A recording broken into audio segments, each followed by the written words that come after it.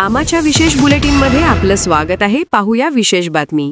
गोध्रा प्रकरणावरून पोलिसांवर टीका आणि शेतकरी कार्यकर्त्यांच्या धरपकडीवरून स्वाभिमानी शेतकरी संघटनेचे अध्यक्ष आणि माजी खासदार राजू शेट्टी यांनी संताप व्यक्त केला आहे। त्यांनी फेसबुक पोस्टांद्वारे आणि निवेदनातून पोलिसांच्या कारवाईवर थेट हल्लाबोल केला। राजू शेट्टी म्हणाले की गोध्रा हत्याकांड करणारे आजही पोलीस संरक्षणात उजळ माथ्याने देशभर फिरत आहेत आणि दिवसेंदिवस चळवळीतील शेतकऱ्यांना व कार्यकर्त्यांना त्रास दिला जातोय। या पोलिसांच्या या उलट्या बोंबा आहेत। यातून त्यांनी गंभीर गुन्ह्यांत सामील असणाऱ्यांवर योग्य कारवाई न करता उलट आंदोलनकारी शेतकरी व कार्यकर्त्यांवरच जास्त लक्ष केंद्रित केलं असल्याचा आरोप केला। राज्यात स्थानिक स्वराज्य संस्थांच्या निवडणुका जवळ आल्याने शेतकरी आंदोलनात सहभागी असलेल्या आणि ज्यांच्यावर गुन्हे दाखल आहेत अशा कार्यकर्त्यांवर पोलिसांनी प्रतिबंधात्मक कारवाईचा बडगा उगारला आहे असा शेट्टींचा आरोप आहे।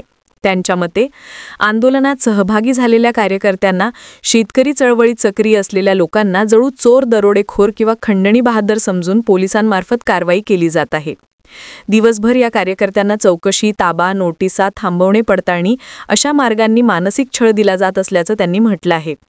राजू शेट्टी यांनी काही पोलीस अधिकाऱ्यांवर थेट आरोप करताना म्हटलं की मटका, जुगार, दारू व इतर अवैध धंद्यांकडून हप्ते गोळा करणारे अशा घटकांशी संगनमत करून पैसा कमावणारे काही अधिकारी हेच आता चळवळीतील प्रामाणिक शेतकरी आणि कार्यकर्त्यांवर कारवाई करत आहेत।